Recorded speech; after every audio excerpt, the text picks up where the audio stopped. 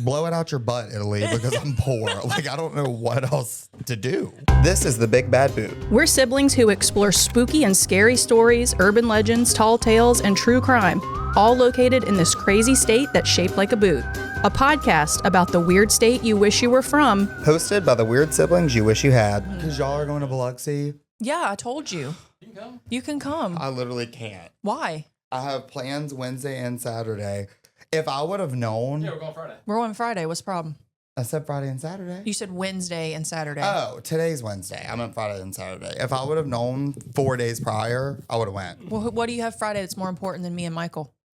Another thing for Courtney with our friends. Listen, Courtney, I understand you're a nurse now. Sorry. You have 7 parties. But also, I'm poor because I booked a cruise yesterday, which, yeah. But I also got 4 tickets in the mail from Italy because I was driving. The country of Italy? Yeah, because I was driving in an art loading zone in Florence, and they acted like I was trying to steal the statue of David. So I owe over $800. What did Dad say? So literally was just like, you're an idiot. And I was like, well, I'm sorry. I was driving a Fiat. I was very stressed. On the wrong side of the road. On the wrong side of the car. In Italy, you're on the correct side of the road, but you're driving on the opposite side of the car. Okay. Ew. So I'm used to this. It was this. And then our GPS wasn't working. So I have Haley just going like, go this way. And I'm just like, oh. So you got like a camera got you? I don't know. How do they know it was you? If you don't own a vehicle in Italy. Like the plate number and stuff. So when it went back to the rental car. Yeah. That sucks. Yeah. But then me and Haley were. $800? Oh, yeah. It was like 179 euros a ticket. And there's. So what do they do if you don't pay it? Like, what's the consequence if you don't pay? I don't know. Should I just write a letter that says like, please forgive me. I'm sorry. I spent a lot of money in your country and I helped stimulate your economy. Yeah. Proud to be an American. It was bad. So wait, I don't understand artists. Can you only be an artiste? It said I was driving in a restricted art loading zone. But then me and Haley were like, everywhere we went, there were other Fiats and scooters. Yeah. So were they did you all have to artists? wear like a little beret on the side of your... I have no idea. Blow it out your butt, Italy, because I'm poor. Like, I don't know what else to do. I have no idea what to do. I'm just poor. Welcome to the Big Bad Boot. Welcome to the Big Bad Boot, y'all. Hey. I'm Katie. He's poor. And please keep downloading and listening to this podcast so we can help Caleb pay his international parking tickets. Literally, I was in Italy a year ago. Like, oh, I would say no. If you don't send it to me within 30 days, that's null and void. And I actually am calling the American Embassy tomorrow, not to be like, help me pay this ticket, to be like, look, Denise, I'm gonna be straight up with you. I ain't got these I'm monies. going to Mexico in August. If I don't pay the Italian government, is this going to stop my passport? Yes or no? Ooh, they about to make you an offer you can't refuse and put a horse head in your bed if you don't pay it. Look. Do you know what that reference is from? Rain. No. Mary, Queen of Scots. No. That happened in Rain. Tina de Medici. Caleb, what is the most famous movie about Italian people? His eyes are on the sparrow. I don't know. The Godfather? Oh, yeah. You've never seen it, have you? Yeah. Mom, yes. I've seen The Godfather. Do you know what I'm yes, referencing? But I was thinking like, not like American Italians. I'm thinking of like, that they are. No. I went to Italy and I thought I was going to be in like Long Island, basically. No. Yeah. Me no. Well, me no. Well, anyway, this is no longer a Italy review podcast. Boo Italy right now. Boo Italy. You owe them $800. Specifically Florence. Okay. Tuscany, great. Yeah. But no. Yeah. Florence. Boo Florence. Statue of David wasn't even that. I'm just kidding. I can't even say that. It was great. Well, what can I do to make your day better? Besides Venmoing you $800. Convincing Dad to Venmo me $800. Honestly, I'm just gonna open his phone. He doesn't even have a password. Well, then while you're at it, send me a Venmo from Dad too. Okay. And I won't say anything. Cool. Mutual, what is it? MAD, mutual assured destruction. Thank you. Hi. Anyway, hey guys. Is this a podcast? Anywho. So what am I doing? Okay, this is from Jennifer Thornton at Oak Hill Farm. Oh, Okay. she lives on a farm. Oh, that's great. That's darling. I just found your podcast and I absolutely love you both. Do you want another sister? Depends, Jennifer. What's your credit score? Mm-hmm. Can you Venmo me $800 can for she my give parking you? tickets from Italy? And then she said, hee hee. Hee hee. I love when people put a hee hee instead of ha ha. Hee hee. My husband and I bought some property in St. Helena Parish back in 2021. After we bought it, we were told that Jesse James hid out on this property when he was on the run. That's Ooh, baller. Jesse James was a good looking cat too. She said, this is what the old timers say, in parentheses, turn up. We met the couple we bought it from just recently, and they told us that the nephew is buried in the cemetery on the property. They have dead people on their property. Dead people in the backyard. I've got to go. Yeah, we got to go. I have Googled Jesse James and saw where he was in Liberty, Mississippi, so I guess he could have made it onto our property. We were told the museum in Kentwood had information. Who knew Kentwood had a museum? Honestly, Sam. In Kentwood, they need to build one for Britney Spears, okay? Yeah, it's far past the time It is, to and have a she's- Britney Spears museum. She's amazing. Anywho, however, when I went by, they didn't have anything. I was told the previous owner donated all the stuff he had to the SLU library. Line up. Oh. I have not been there to see if that is even true. It's okay. We can go for you. We now have a wedding venue on the property and have an upcoming retreat, aka a campground, coming soon. Ah, dang it. I just sold the big rolling turd. We just sold our RV. RV. It was called the Big Rolling Turd. We'll rent one. Yeah. And we'll come stay. I'm not sure if this story would be interesting to you or not. It is. Or if you can find enough information to talk about it, but I have thought it was very interesting. Hope to hear from you soon, or at least hear a hello from you, your new friend, Jennifer Thornton. Thanks, Jen. Thanks, Jennifer. Jennifer? Jen. That's lit. That's cool. That's our dad's dream, is to live on a farm. It is. And it's our mom's nightmare. Also my nightmare. I like to visit farms and look at them. Yeah, but from that's a where distance. it stops for me. Yeah. Well, we might have to go visit her farm. I'm do a down. little field trip. I'm down to clown. Are you ready to take your property to the next level? Whether you're dreaming of a custom pole barn, a durable metal building, or a roof that can weather any storm, B&B Outdoor Works LLC has you covered. Based in Tangipahoa Parish, Louisiana, B&B Outdoor Works specializes in top quality pole barns, metal buildings, and metal roofing, and they do it with craftsmanship that's second to none. Their team is known for doing the job right the first time, and their results speak for themselves. Here's the best part. Their work lives up to the name, Built Better. So if you're looking to add function, style, and serious durability to your property, trust the experts at B&B Outdoor Works LLC. Find them on Facebook and get your free quote today. That's B&B Outdoor Works, Built Better. Looking for a place where charm, community, and creativity come together? Then welcome to downtown Hammond, right in the heart of Louisiana. And at the heart of it all is the Hammond Downtown Development District. This isn't just a place to shop or grab a bite. It's where local businesses thrive and where neighbors know your name and where every storefront, festival, and sidewalk brings people together. That's nice. From cozy coffee shops and one-of-a-kind boutiques to art walks, the farmer and artisans market, and live music, downtown Hammond has something for everyone. And when you support these small businesses, you're not just buying local, you're investing in the soul of our city.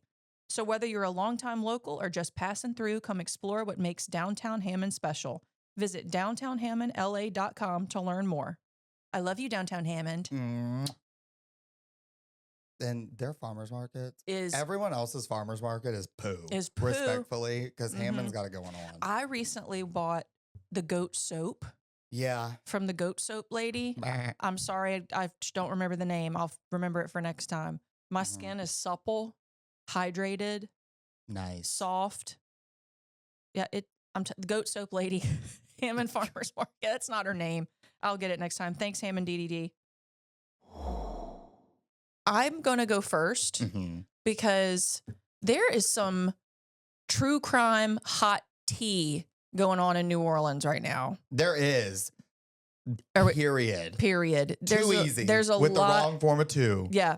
So 10 prisoners escaped from the New Orleans Parish jail. Jail?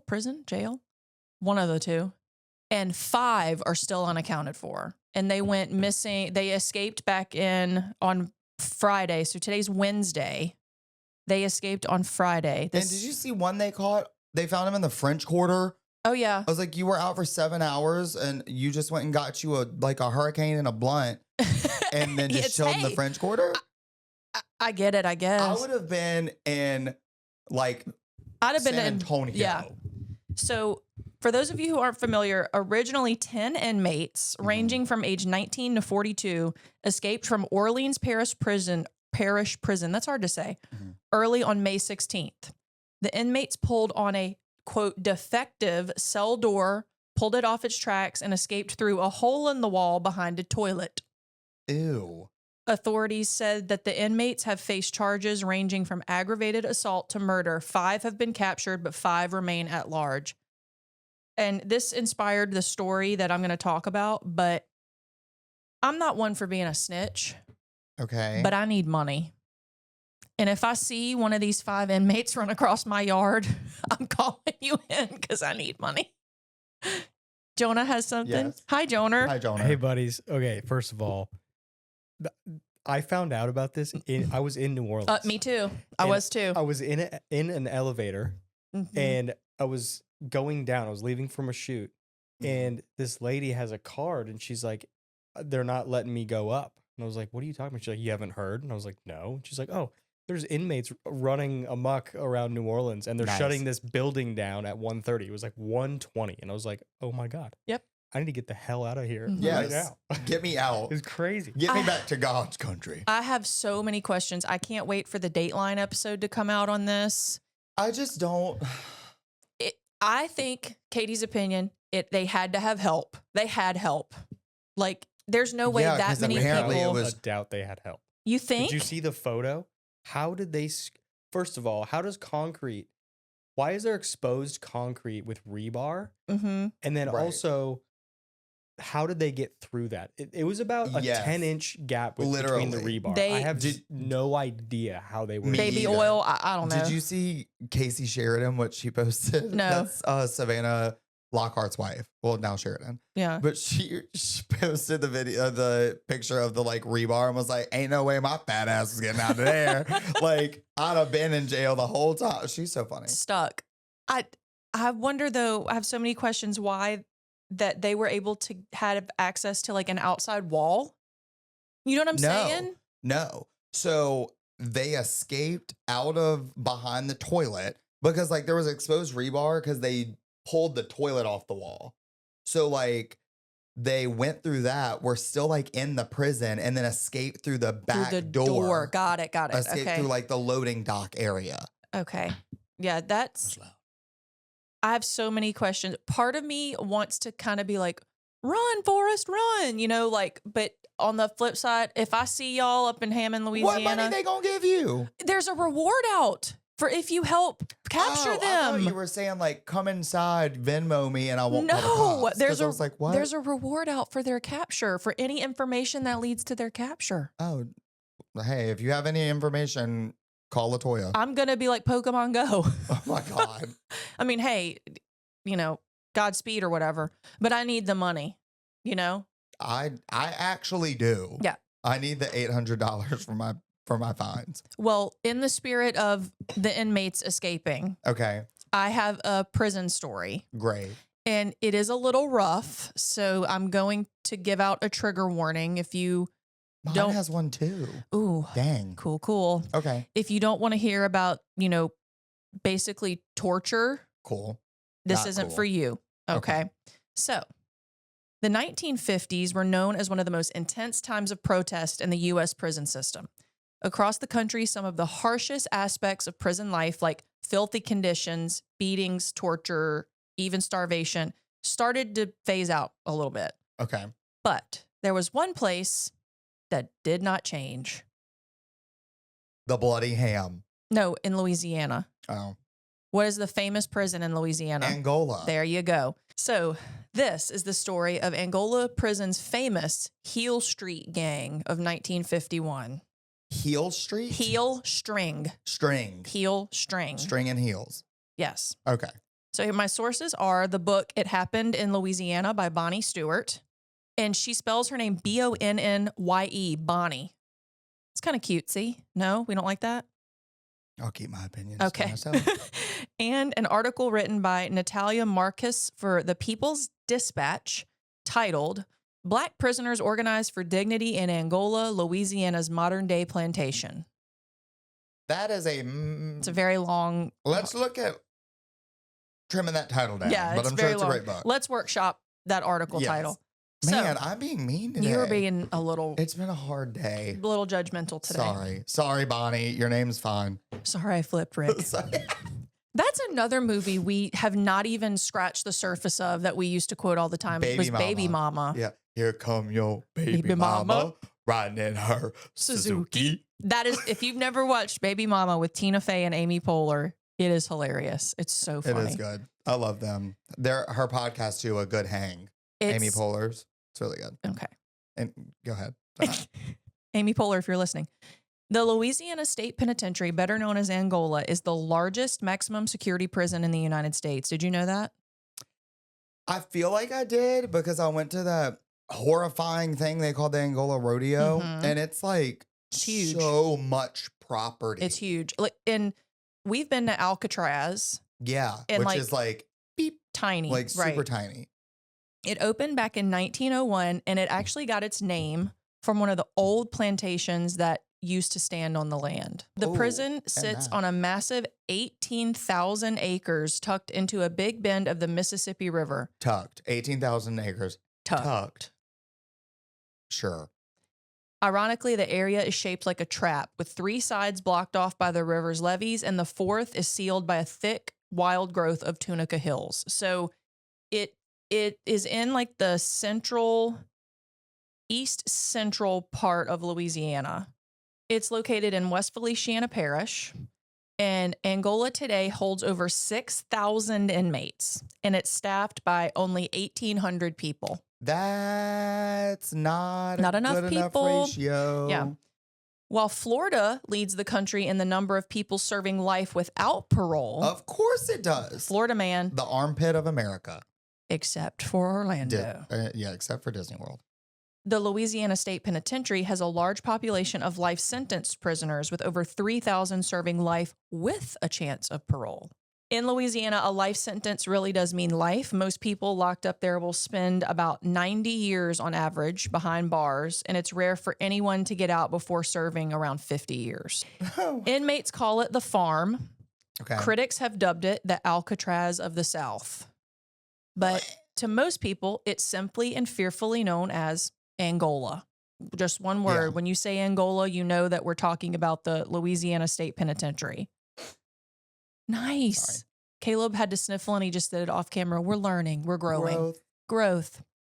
Before the Civil War, the land where the prison is was a part of a massive slave plantation Ew.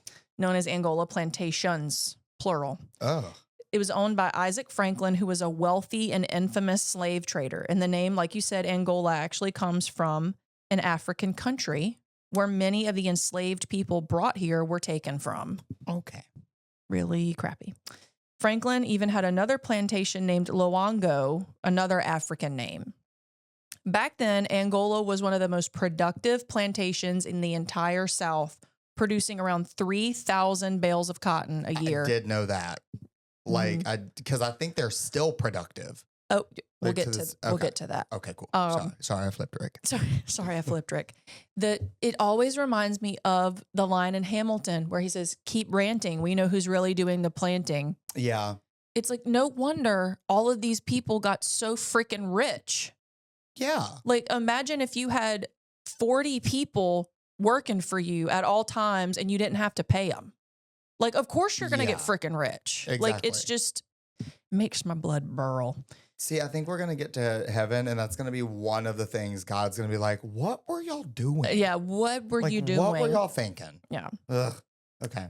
And those 3,000 bales of cotton a year were made all through the forced labor of, you guessed it, enslaved people. So after the Civil War in 1880, the old Angola plantation was sold to Samuel Lawrence James, a former Confederate major. Boo.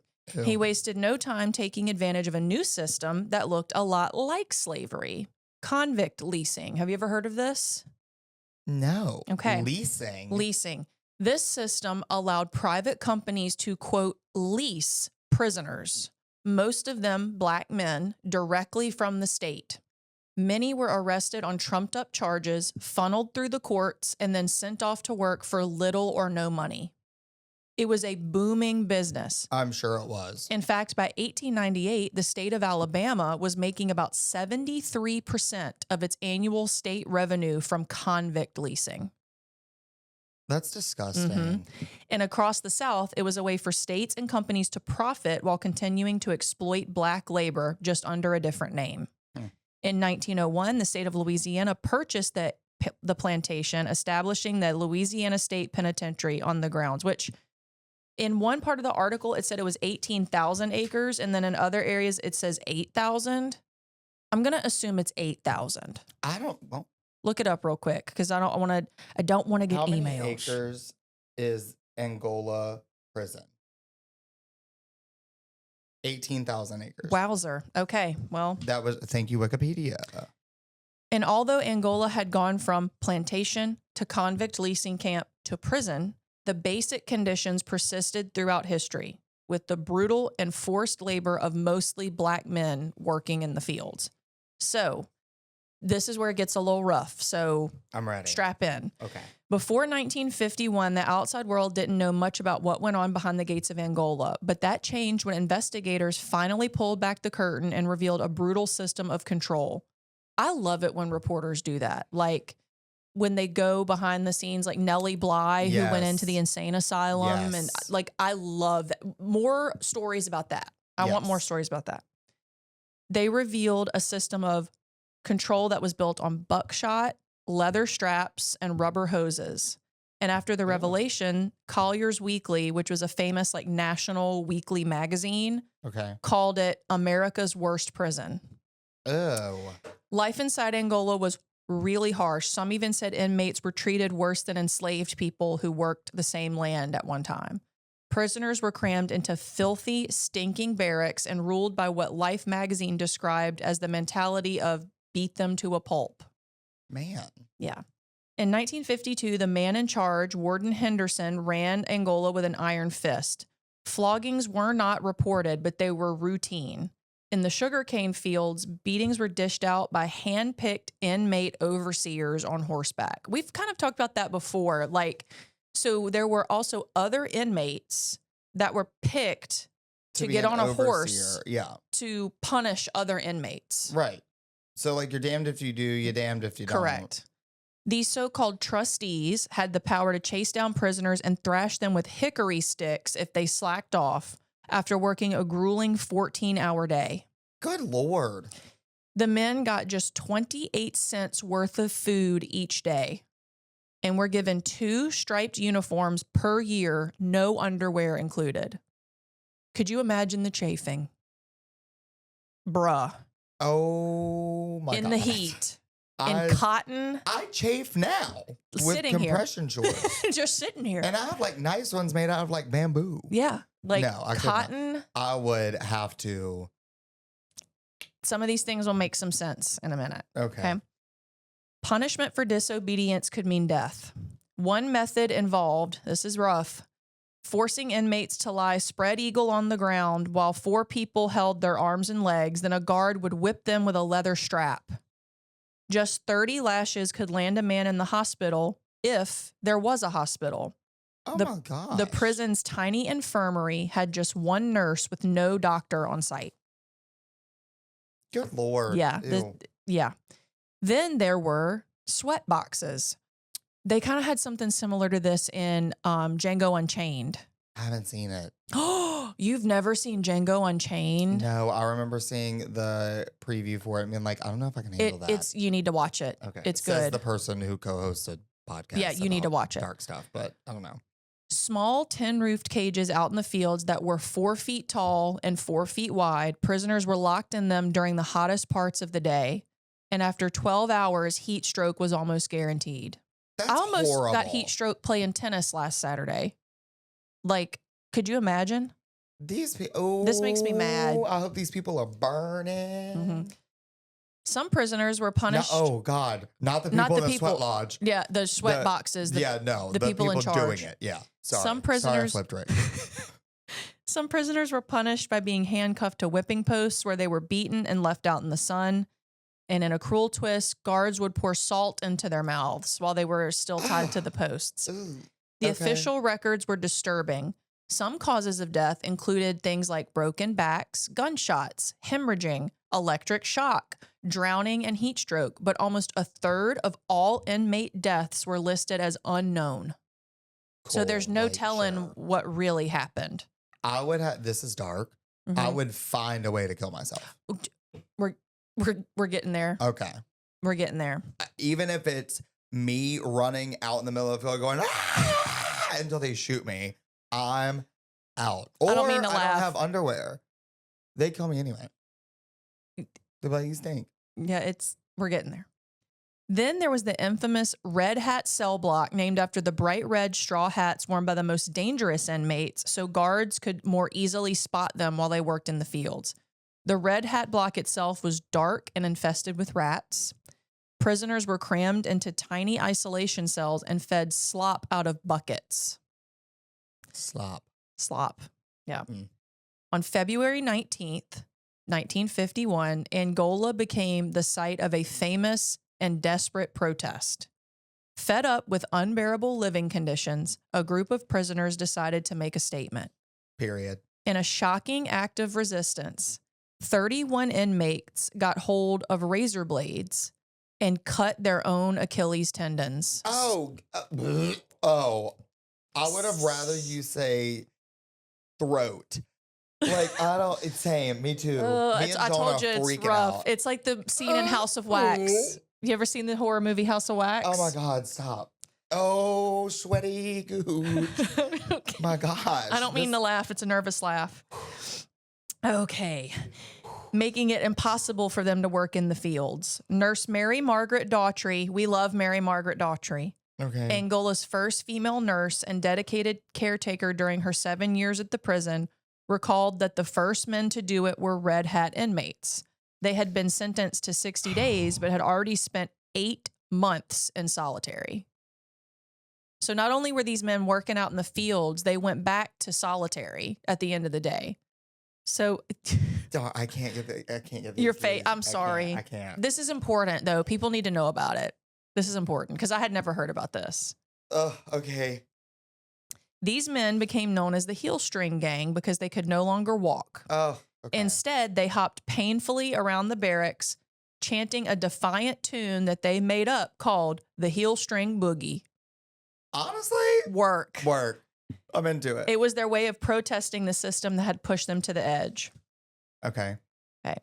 One prisoner said they took us to they never took us over to the hospital. Just Nurse Mary Margaret Daughtry was there. We had no doctor. He also mentioned that inmates had secretly smuggled letters out to newspapers in Shreveport and New Orleans to expose what was happening. It was the Shreveport Journal, shout out Shreveport Journal, that first broke the shocking story that 27 inmates had deliberately crippled themselves by slashing their left Achilles tendons to draw attention to the horrific conditions they were living under. And within days, 5 more men followed suit, so 31 men. The protest became what was known as the heel string gang, and it quickly made headlines nationally, forcing people across the country to confront the brutal reality of life at Angola. Yeah, you're suffering, and I'm sorry, but this is important. People, like, how desperate are you to where you would do that? All right, y'all, let's talk about a place where the food is so good, you'll swear it was made by your own mama. And honestly, maybe better, but don't tell her I said that. I'm talking about Our Mom's Restaurant, with 2 locations in Baton Rouge and Hammond, Louisiana. This local gem is serving up mouth-watering burgers, over-the-top loaded fries, and sandwiches that will ruin all other sandwiches for you. Katie loves the goat salad made with goat cheese, not actual goat, Thank you for clarifying, Katie. And I love the cheeseburger. Oh, and did I mention the craft beer selection? Whether you're catching the game, hanging with friends, or just dodging your own cooking for the night, Our Moms is the place to be. So swing by Our Moms restaurant in downtown Hammond, where it feels like home, but with better food and someone else doing the dishes. Our Moms, where everybody's family and nobody leaves hungry. Then on February 26, 1951, just as their left heels were starting to heal, 10 of the men cut the tendons in their right heels too. God, this is so bad. I'm sorry. Ooh. It's important. People Okay. need to know that this happened. Don't say that part again. I won't. Okay. Okay. Nurse Daughtry testified about the incident before a governor-appointed committee made up of 34 people, comprised of reporters, judges, peace officers, reformers, and Black community leaders. One reporter described the hearings as surreal and like something out of a dream. Prisoners were brought in to testify without no explanation. No one knew where they came from or how they were chosen by the prison system. The committee's response was, shocker, slow and limited. Very Louisiana coded. One of the Probably just like Warden Henderson too, because I picture a very fat white man. Yeah. Sorry. Most definitely. One of the few changes was a switch from traditional black and white striped uniforms to blue denim. Gee, thanks. Thanks. Makes my eyes pop. Yeah. Frustrated by the lack of real reform, Nurse Daughtry resigned in April, Good for her. saying there's no trade schools, no crafts, no arts. There's not even a library. A man who comes here unable to read or write will leave the exact same way. Yeah, because so it's useless. It's useless. Prison reform. See, today, Angola is a very different place. The dungeons are gone, and inmates now publish their own magazine, The Angolite. I would love to have that magazine. Where do I get a copy? And the prison even has its own FCC licensed radio station, KLSP. One of the most popular events is the Angola Rodeo, where thousands of people every year gather to watch prisoners ride bulls and rope calves. In recent years, prisoners at Angola have begun speaking out, revealing that the conditions there still resemble slavery. In September 2024, several inmates filed That's recent. Yeah, very recent. Several inmates filed a class action lawsuit challenging the prison's forced farm labor practice. Most of Angola's prisoners, who again, overwhelmingly Black men, are still made to pick cotton in the same fields where enslaved people once worked, often in brutal heat. Y'all, I'm choking on symbolism right now. I know that most of our listeners live here in Louisiana, but if you don't, it is freaking hot. Yeah. Like it is wet, smother you hot. It is so unbearably hot, and it just gets hotter. Like, yes. I feel like when I was little, I was like right now, I'm like, it was not this hot when I was younger. I don't know if I was more resilient as a kid or it was just not as hot. Yeah. But it's like gross hot. Mm-hmm. Like to where it's dangerous for you to go outside at some points of the day hot. Yes. Yeah. Like, oh my gosh, yeah. Like if we're running on 2 air conditioners rather than 3 at our office, our boss sends us home. Yeah. Like it's love you, Louisiana. An inmate named Lamont, love that name, Lamont Gross, worked on Angola's infamous farm line. And he said, I saw guys collapse every day. There were men that got heat stroke, and there were dudes with underlying conditions. Some were older, some even had disabilities, and they were forced to go out there too. That upsets me worse than the tendon thing. Sorry. Prisoners involved in the lawsuit said they passed out from the heat and were punished for it. This isn't just an Angola problem. Across the U.S., incarcerated people are pushing back against the prison system that in many ways still mirrors the forced labor of the past. In Alabama, for example, prisoners have led multiple statewide prison labor strikes. These acts, organized by the Free Alabama Movement, FAM, that's FAM, go beyond demands for better conditions. They're calling for an outright end to what they describe as prison slavery. I know that was really hard, but I think people need to know about it. That was good. That was the story of the Angola prison heel string gang of 1950s. Yeah, Caleb's sweating. That was bad. I'm sorry. And we did Madame Lalaurie. How was that worse? I have no idea. I think because in my head I was picturing American Horror Story, where if it's in a film, I can be like, it's not real. It's not real. And I think that's the hardest part for people is we don't want to talk about it because we can't say it's not real. It's not real. This really happened for a long time and still kind of happens. Yeah. So Prison reform. It's so I was inspired by the prisoners escaping. Not saying I'm condoning that they escaped. People go to prison for real reasons. Yeah, but like if you don't have a life sentence, if you're going to get out, even if you're going to get out when you're 70, I feel like you need to be rehabilitated. Yeah, because then what's treated the like what's a the dog. point? What's the point? Like, are we gonna try to fix it or just Right? Treat me like garbage. I'm gonna be worse when I get out. Promise. Have you ever seen? You've seen the movie Blow with Johnny Depp? No, Kayla. I also haven't seen Secret Window. I know, it's crazy. And I'm Your Sister. I know. Blow, I'm guessing, is about cocaine. Nice, but it's about Johnny Depp plays a drug dealer, and he said basically prison back then. If you went to prison, he went in for selling weed, and his famous line is like, and it's not exact, so don't yell at me in the comments. I went in with a high school diploma in selling weed, and I came out with a PhD in selling cocaine. Yeah, because it was like drug school. Yeah, because there was nothing else for them to do except learn how to get better at selling drugs. Right. And so it's a really good movie. I might watch that later. Really, really good. One of Johnny Depp's best. That was like the golden era of Johnny Depp. He still is cool. Cause told y'all. Yeah. Yep. I'm not going to get into the details. Nice try, Amber Turd. Told y'all. She pooped in his bed. Amber Turd. Was he perfect? No, but he didn't do any of that other crazy stuff she said he did. So, told you. Next person that makes me mad, I'm going to poop in their bed. That's a flex. That's crazy. that's insane. Like, okay, if you got home and you found turds in your bed, who would you suspect put turds in your bed? That would actually be diabolical. Like, instead of robbing people, you just go into their house and poop right on their living room floor and do nothing else. You've been turded. Oh, like, no, y'all don't start turding. Can I tell you a quick story? Yes. Yes. And please. we can take it out if we. I think we'll be every okay. time you've said that, it has stayed in. Yeah. So go for it. Keep okay. it. So this is a long time ago.